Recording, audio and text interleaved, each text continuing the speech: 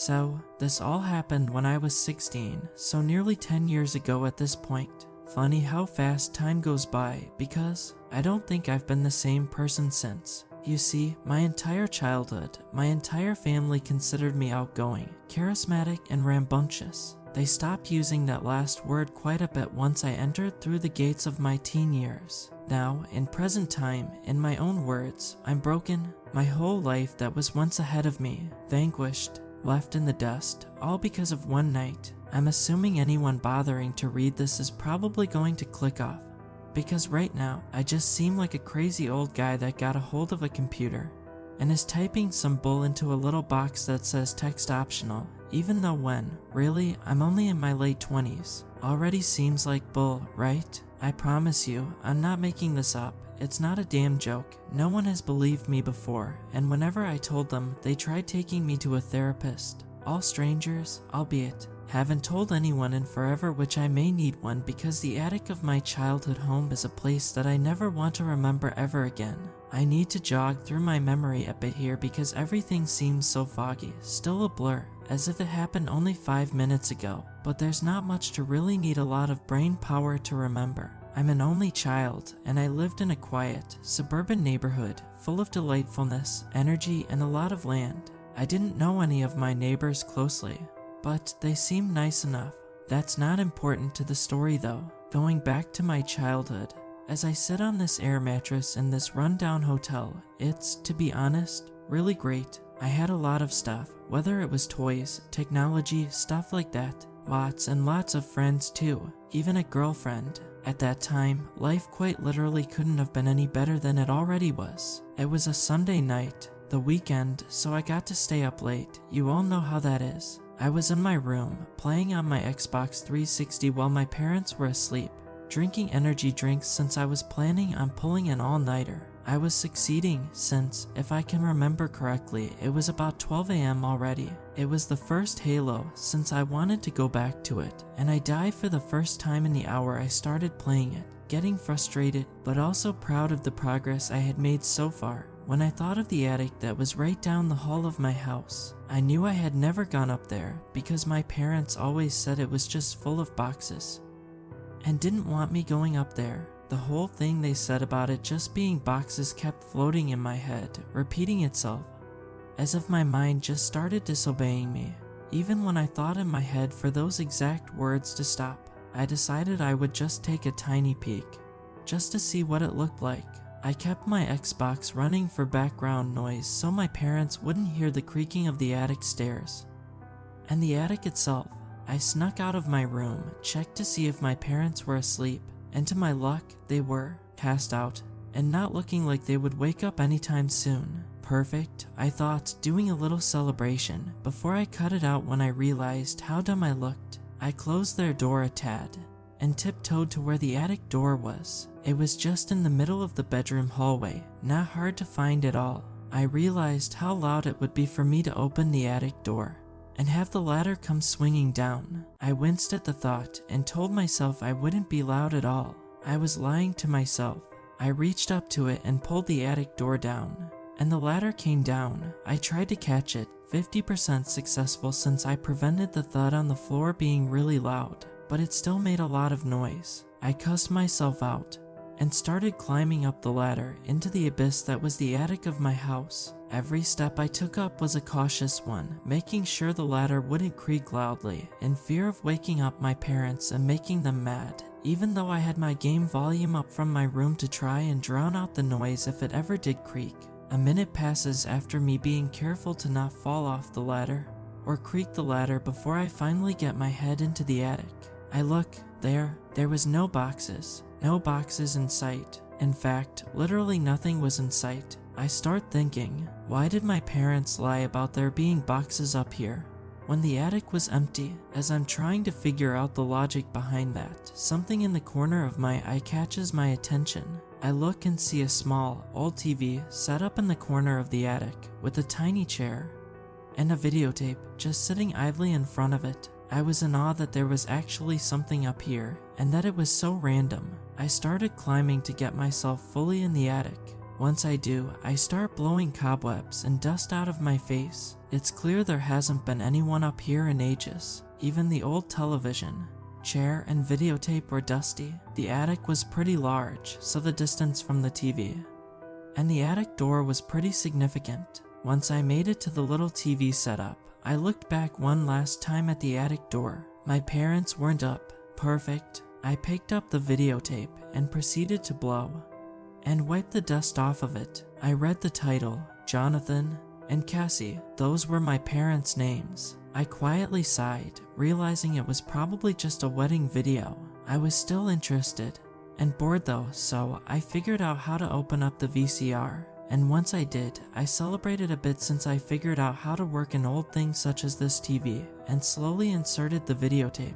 The VCR started closing and pulling the videotape back like a monster eating its victim, not allowing the victim to see the light before it vanishes. Cool, I thought. The TV quickly turned on to a loud static. I winced and gritted my teeth and quickly found the volume button and turned it all the way down. I looked back at the attic door to see if I saw my parents moving from downstairs, but they still weren't up. I breathed a sigh of relief, letting my heart rate drop since my heart started beating quicker than the speed of light when the static started blasting through the speakers. The TV kept on with static for a while, and I started losing hope that anything was even going to play, before finally the video started, the TV coming to life.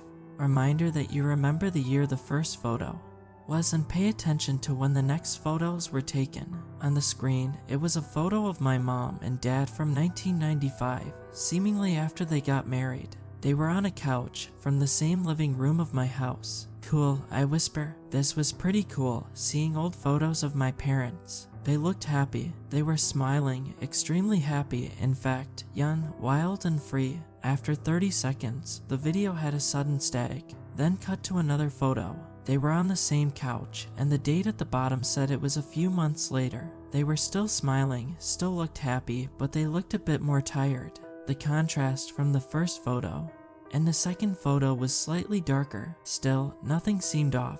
I let myself relax as I tried to sit myself on the tiny chair that was also provided in the attic. I barely fit in it. Yet again, after 30 seconds, there was another sudden static and the photo changed. 6 months later, after I was born, my parents were on the same couch, my mom holding me as a baby in her arms. But their smiles were slightly withered. They looked more unhappy, more depressed, but it still wasn't too noticeable.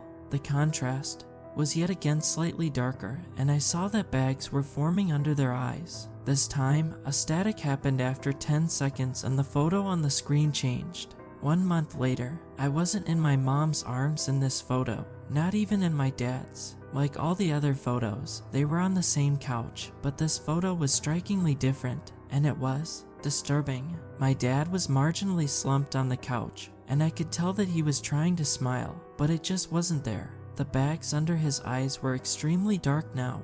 My mom in this photo was crying. She had tears all over her face and on the clothes she was wearing. The bags under her eyes, just like my dad's, were extremely dark now. Her mouth was open like she was literally bawling. The photo was frightfully dark now. The photo switched after 5 seconds. No static this time, and my parents in this photo were even worse. This photo was only 3 days later. My dad was in the same position as the last photo, but something was leaking from his head, but I couldn't tell what it was because the photo was dark as hell, and his eyes were closed. My mom, to a degree, was also slumped against the couch, holding onto her stomach, crying again, her eyes open, staring directly at the camera. I shivered. What the hell were these photos? I awaited the next photo to suddenly come up, bracing myself for another disturbing picture to see. I could have turned it off, but you know what they say, curiosity killed the cat. Curiosity killed my childhood. In this case, it took a minute and a half for the static to happen, and the next photo to come up. And dear God, I wish I had turned it off. In this last photo, the date 1 day later, the photo not dark as the other photos, at a brightness where I could see everything. I saw my parents on the same couch as they've been on in every photo, the couch in my living room. They were dead. My dad had his throat cut open, his face ripped clean from his head, fully slumped on the couch, lifeless, blood all over himself. My mom had every limb cut from her body, every body part of her scattered across the couch, and when I saw her head, her face was also ripped clean off her head. The couch was utterly soaked in blood. Seeing the organs behind their face made me gag. I started panicking, I started whimpering, and all I could think was, what the hell? How could my parents be dead? They've been taking care of me my whole life. This had to have been made on Halloween for some type of prank. What are you doing up here? I hear my mom's voice from behind me. I jump and look behind me and see my mom and dad behind me, an angry look on their face. I don't even think, and impulsively, I shout, "I'm sorry, I was just curious. We told you to not." My dad started to growl. I started hearing his tongue click as I saw his face twitch. He finished his statement. As he did this, "We told you not to go up here." I start backing up against the wall, confused as to what was happening. My mom took a closer look at me and gave me a reassuring smile, the smile I was so familiar with. She put a hand on my shoulder. I suddenly felt more comforted. I thought I was going to be fine. "It's okay," she smiles, a normal smile. I let my breath go and try to smile back, before abruptly her voice gets gurgly and achy, like she was trying to throw up, her arms getting immensely stiff, and she says, "We aren't mad at you, son." Before I could ask what happened to her voice, she puts her hand up to her face. I watch my dad stop his twitching and do the same thing. I then watch as my parents start to rip their face off of their head, as if they were ripping a sheet of paper. I saw what was behind their face. These things, they weren't my parents. All I saw before I screamed was an alien-like, pale, and a disoriented face as they pulled my parents' faces off of their head. They started to screech loudly that nearly made me go deaf as I broke away from them, and started screaming as I literally jumped from the attic, right back downstairs. I started running to the living room as I could hear the sound of crawling and growling from behind me. It sounded like it was on the walls, and it was so fast, and I knew I wasn't going to get away safely. I make it to the living room and trip and hit my face on the hard wooden floors. I grunt and I quickly lift my face up, and I see my parents, my real parents from the sixth and final photo from that videotape. All of my mom's limbs scattered across the couch, my dad's throat cut, their faces missing. I gasped and looked behind me and saw those creatures, still in my parents' clothes, staring down at me. Their faces were so terrifying now that they got my parents' faces off. I think I literally soiled myself again. It's been real fun, playing dress up as your parents. The thing pretending to be my dad gargled out, almost struggling to let those words out. They both then started twitching violently, making horrible throwing up like sounds, before eventually shape-shifting out of my parents' body into their normal bodies. They were abnormally tall, their bones disoriented, large claws, and super skinny. I was paralyzed with fear, unable to move. "Now you're next," the same one hisses. I see their sly smiles form across their hideous faces as I covered my face with my arms, closed my eyes and screamed, preparing for the same thing to happen to me, just like they did with my parents. I screamed for what seemed like forever until I hear knocking on the front door. It was one of my neighbors. They've come to save me. I could hear them yelling something along the lines of "What's going on in there?" But I wasn't too sure because it was getting drowned out by my screams. I opened my eyes slightly and saw that the creatures were no longer there. The bodies of my parents were no longer on the couch, and my neighbor that was at the door was banging harder on the door. I stopped screaming and put my arms down, tears rolling down my face, the confusion and fear still running through my mind. What I did next is one I still regret, because I easily could have handled it differently. Instead of answering the door and trying to tell my neighbor somehow about what happened, or calling the cops, I opened the sliding back door of my house and started running away from my house, ducking behind stuff to avoid being seen. My logic at the time was that people would think that I was crazy about the whole TV thing. The bodies of my parents were no longer on the couch. I didn't even know where those creatures went, where my parents were. I just didn't want to have to deal with people not believing me. I never even saw my friends or my girlfriend ever again. I was eventually adopted by a really nice family a month later after being put in a foster care system. I don't remember exactly how I was put in an orphanage. Maybe the owners saw me walking across the street, tired, and they knew I didn't have a family. I'll message those interested in knowing the answer if I remember. If I don't break this laptop after posting. I didn't stay with them that long though, because I kept remembering about the incident that happened at my house just a year earlier, and I couldn't stand being with another family, so I just packed up my stuff, left, and rented an apartment with the bare minimum of money I had and got a job. I still have that same job, even though it drains me physically and mentally every single day. But what's the point of trying to have a happy life now? I've been non-stop drinking for the past 10 years, smuggling bottles of liquor even when I lived with my foster family. And before I turned 21, I'm sure when I moved out, they found old whiskey bottles underneath my bed because I didn't bother to throw that stuff away. The rest of my family heard about what happened, about how I ran away, but not about my parents. I don't think anyone has found out. Really, they just know that I vanished. And my parents vanished without a trace, but I know the reality of what happened. Or do I? Do I really know? Was it just a hallucination? Was I just crazy? I've gone through years of getting kicked out of apartments for being too loud when I scream at the top of my lungs after pouring a bottle of beer, attempting to get those memories out of my head, being too messy, and walking downstairs to the lobby drunk.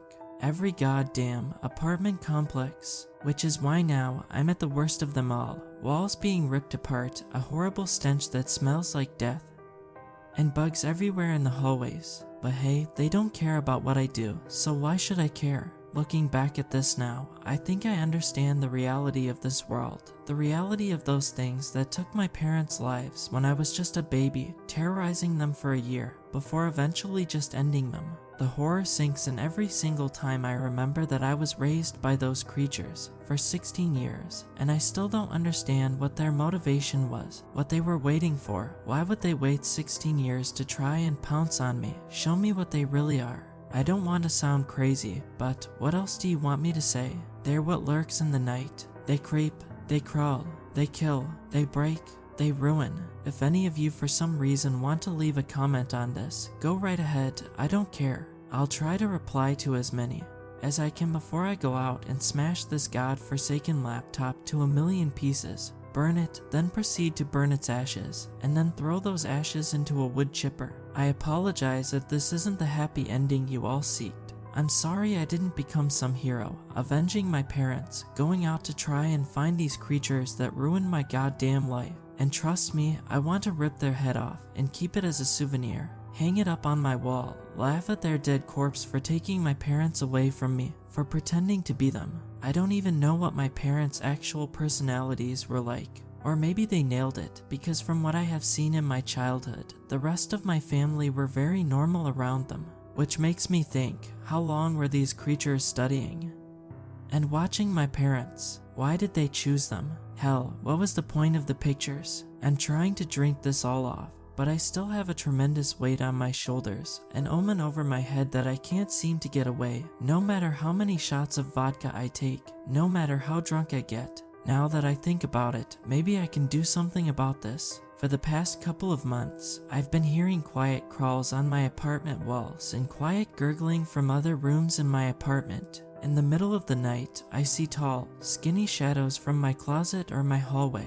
Maybe, just maybe, those creatures found out where I lived, and they've come to finish the job on me. Maybe it's for the best, though I really don't want to see their hideous, disgusting faces ever again. Now, if you'll excuse me, I'm going to go and get on my air mattress, turn on a Christmas flick with a bottle of tequila in my hands, and continue hearing those crawling and gurgling sounds outside of my room, and let the creatures know I'm aware of their presence, and let the inevitable happen to me. Thank you for allowing yourself to read the events of my traumatizing past. Be thankful that this will never happen to you. I'll try to read the comments if I'm still alive. Posted at 10:48 a.m., December 5th, 2022. Remember me.